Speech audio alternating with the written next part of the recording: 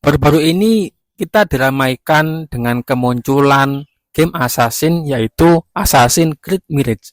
Series Assassin yang berlatar di kota Baghdad era abad 9 Masehi.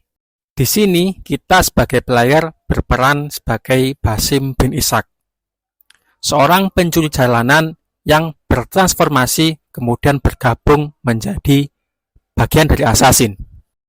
Tugas Basim bin Ishaq pada game ini yaitu mencari dan mengeksekusi kawanan penjahat dan membersihkan kota Baghdad seluruhnya.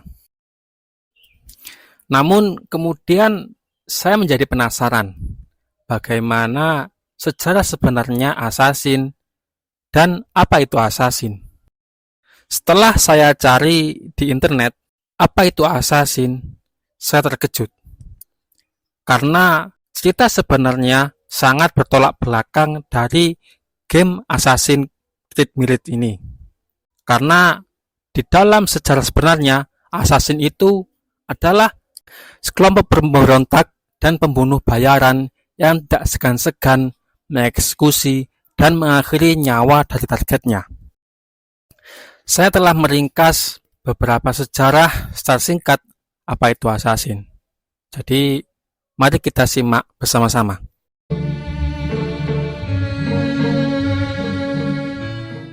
Assassin adalah nama yang diberikan oleh orang-orang barat kepada kelompok militan dari Nizari Ismaili, sebuah sekte Syiah Ismailiyah yang berpusat di Lembah Alamut, Persia, yang sekarang kita kenal dengan negara Iran pada abad ke-11 hingga ke-13.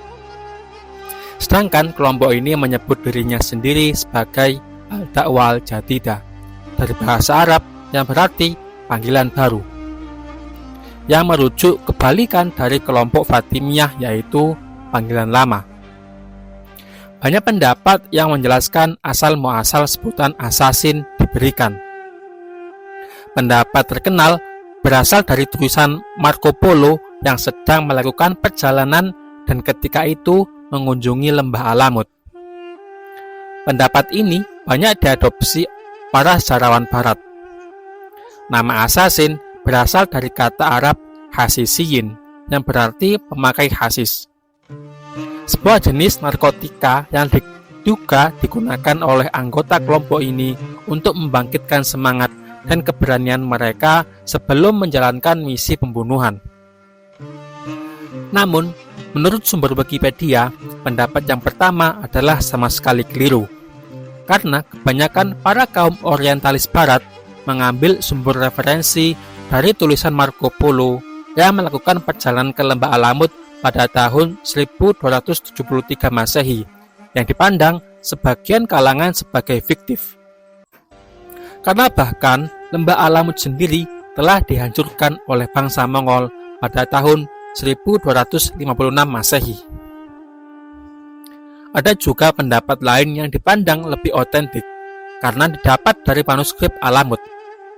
Pendapat ini mengatakan bahwa nama ini berasal dari kata Asasiyun, yang berarti orang yang taat pada asas, yang merupakan doktrin-doktrin dasar dari Nizari Ismaili.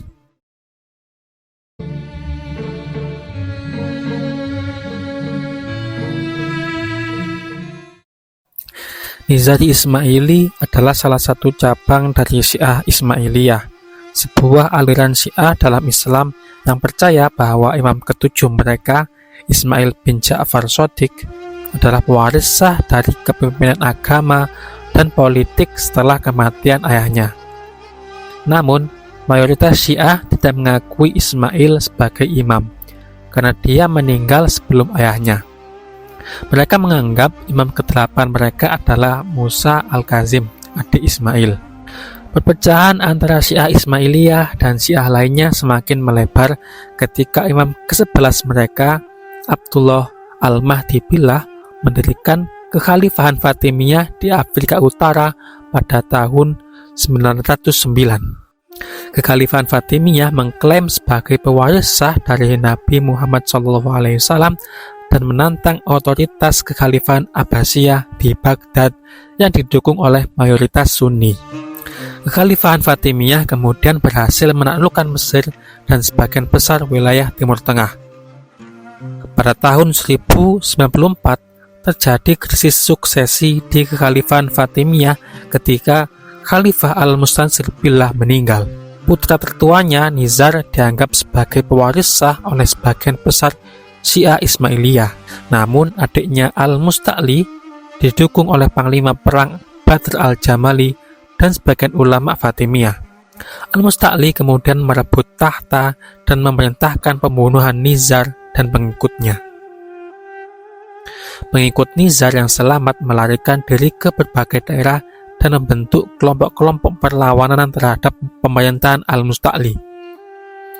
Mereka disebut sebagai Nizari Ismaili atau Nizaris. Salah satu pemimpin Nizari yang paling terkenal adalah Hasan Al-Sabbah, seorang cendekiawan dan misionaris yang berhasil merebut benteng Alamut di Persia pada tahun 1090. Dari sana, dia membangun basis kekuatan dan pengaruhnya di wilayah pegunungan Persia dan Suriah.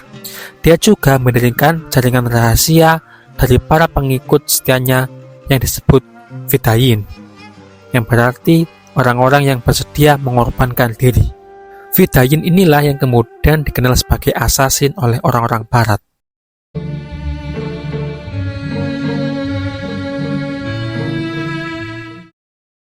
Kelompok ini bergerak dengan menargetkan tokoh-tokoh politik dan agama yang dianggap sebagai musuh atau ancaman bagi Nizari Ismaili.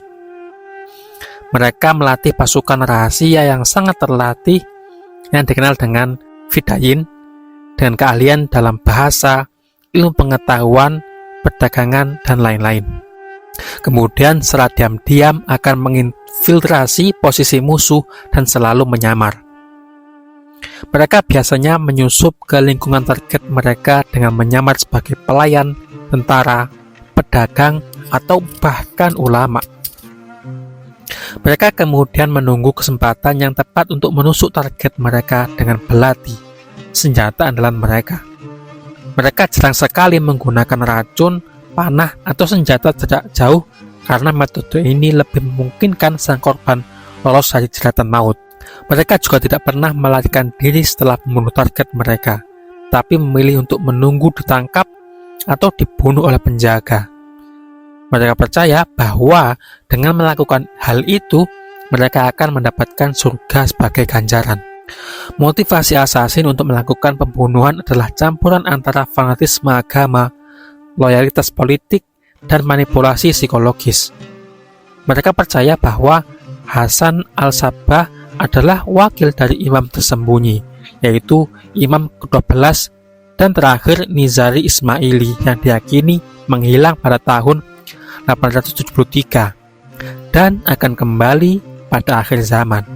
Mereka juga percaya bahwa Hasan Al-Sabbah memiliki pengetahuan rahasia tentang makna sebenarnya dari ajaran Islam yang hanya diajarkan kepada para inisiator tertinggi. Mereka menganggap tugas mereka adalah untuk melindungi dan memperjuangkan kepentingan Nizari Ismaili melawan musuh-musuhnya, terutama Kekhalifahan Fatimiyah, Kekhalifahan Abbasiyah, Kerajaan Salibis, dan Kekaisaran Mongol. Strategi untuk menimbulkan efek intimidasi dan gentar juga dilakukan kelompok asasin kepada para targetnya dengan tanpa membunuh mereka. Cara ini mereka lakukan dengan menaruh sebuah belati di bawah bantal pada target yang merupakan para petinggi kerajaan. Dan biasanya belati ini didapati oleh petinggi ketika bangun pagi. Menjadi umum pada saat itu ketika menemukan sebuah belati di bawah bantal tidur mereka, merupakan sebuah pesan sangat penting bahwa seluruh tempatnya sudah diawasi oleh asasin. Dan mereka sudah masuk menyamar menjadi pengawal maupun pelayan kerajaan. Dan jika masih ingin hidup, segera berhenti dari berkonflik dan berperang dengan kelompok asasin.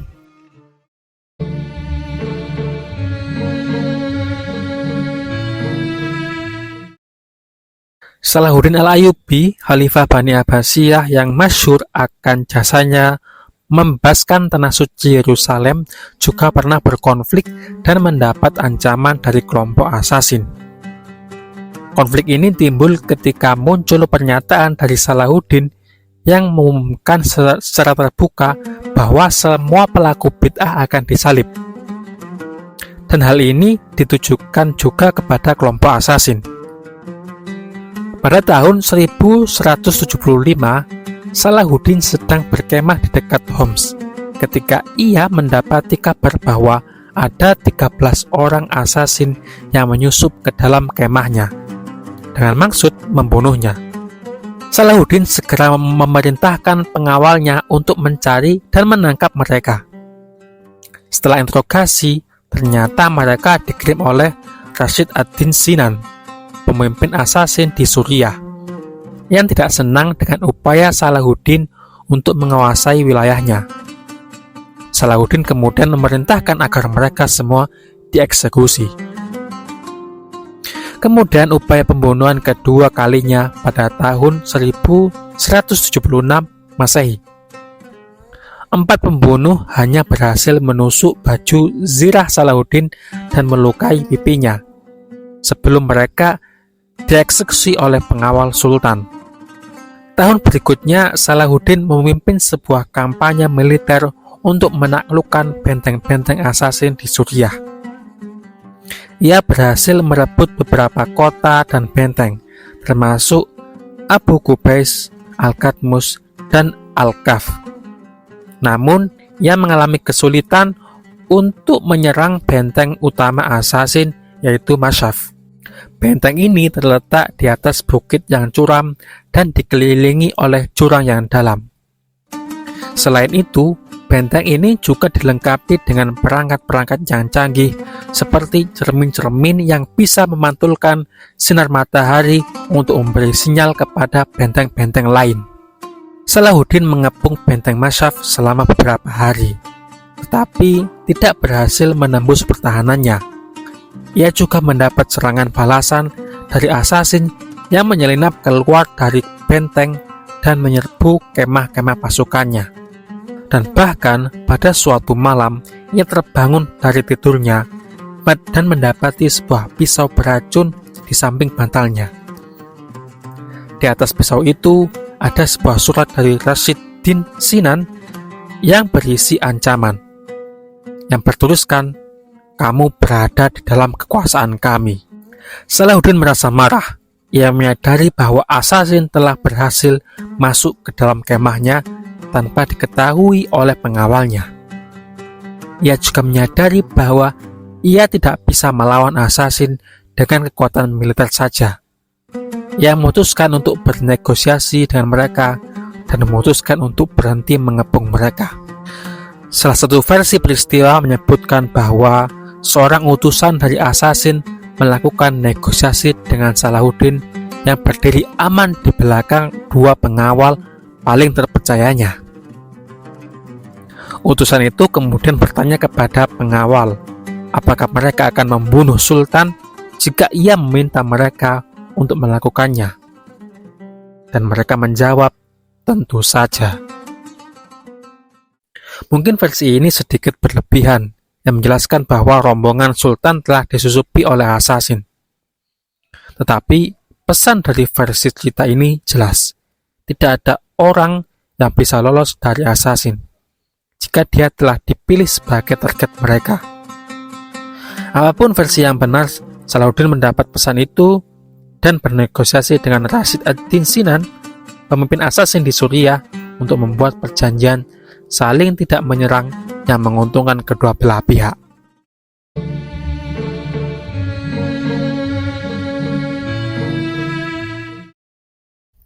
Asasin berakhir pada abad ke-13 ketika mereka dihancurkan oleh kekaisaran Mongol yang dipimpin oleh Hulagu Khan, cucu dari Genghis Khan. Hulagu Khan menyerang lembah Alamut pada tahun 1256 Masehi dan berhasil merebut benteng-benteng asasin satu persatu. Dia juga membantai banyak anggota asasin dan membakar perpustakaan mereka yang berisi banyak pengetahuan rahasia. Pemimpin terakhir asasin, Ruhun al-Din Khursah menyerah kepada Hulagu Khan pada tahun 1257 dan kemudian berakhir dieksekusi. Terima kasih sudah menonton. Silakan like dan share video ini jika bermanfaat. Sampai jumpa.